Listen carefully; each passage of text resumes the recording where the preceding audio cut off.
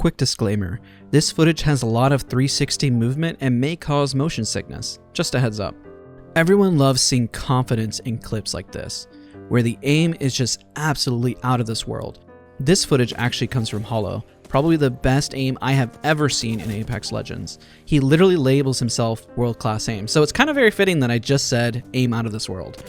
I have Hollow's channel link in the description down below. Be sure to please show him some love. He is very kind just to share some of these clips. Also, Hollow, I had to just show off one of your extra clips where you did a 360, so I'm sorry for peeps of the quality. I just had to share this clip. Also got the link in the description as it came from Twitter. Now, context time. We had been aim training to focus on our 90-degree radius pretty much all our time in gaming. Games like CSGO, Battlefield, Valorant, anything that just kind of focuses on the frontal radius, because you're supposed to know where the enemy is.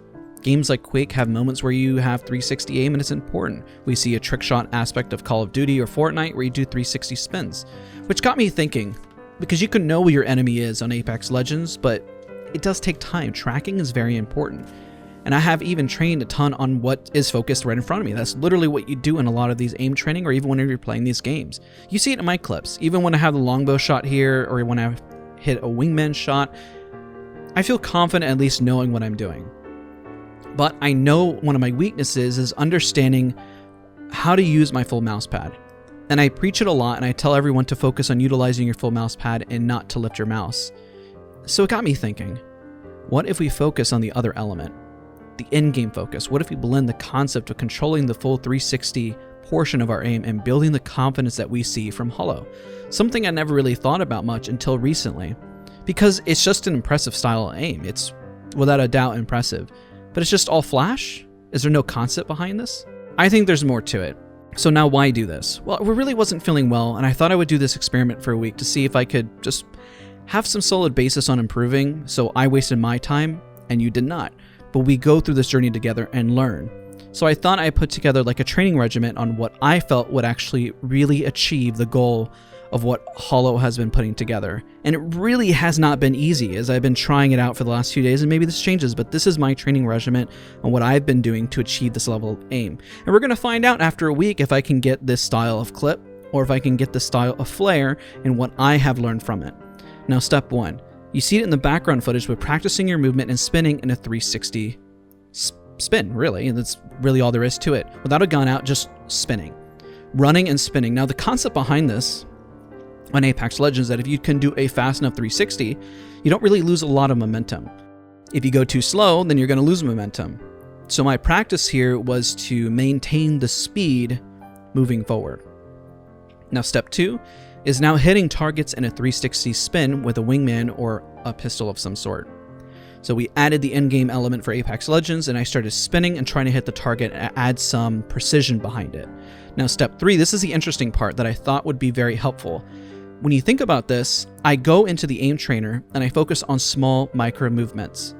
I didn't just say, oh, let's go full on in 360, 360, 360, but also the other spectrum of how to control small micro movements. What's really impressive about Hollow's aim is not only his control with 360 movement, but also able to track on a dime and control recoil and everything look buttery smooth.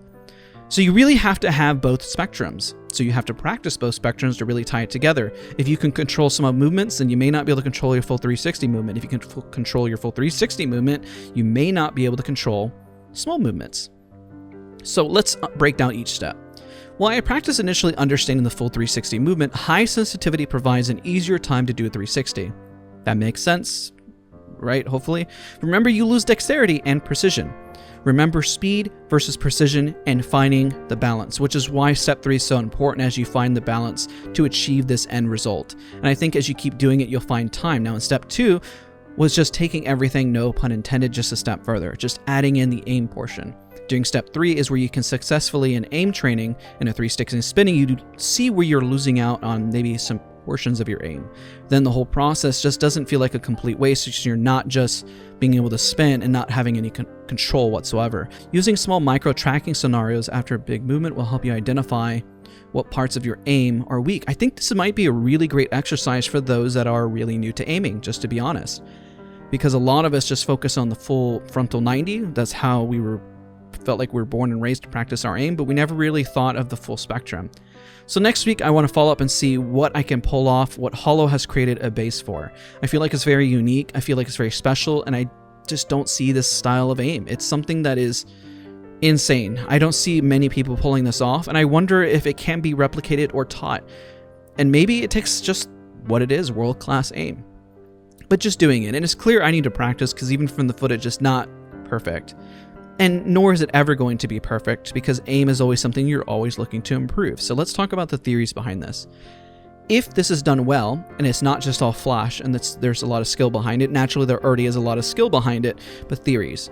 You have increased movement that throws off your enemy seeing sporadic movement. That's a benefit. You gain full control of your aim, 360 aim. The whole kit and caboodle.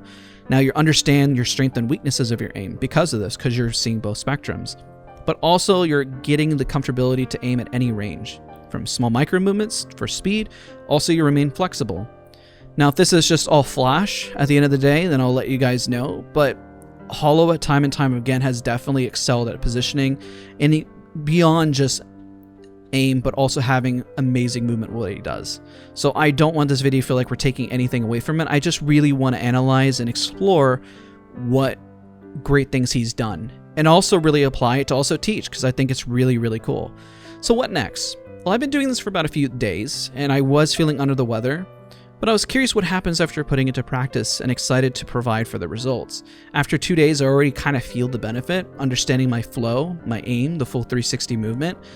But this is my training regimen. In the next video, I may make some adjustments, but I feel after 2 days, this is pretty much what I would utilize to continue to understand your full 360 movement. Again, Hollow, shout out to you, brother. Thank you so much for inspiring me to make this video. Also, even inspiring me just to kind of take my aim to the next level. Also, the community, we never stop improving. Don't forget to leave a like, comment, and subscribe, and I'll see you guys all in the next video.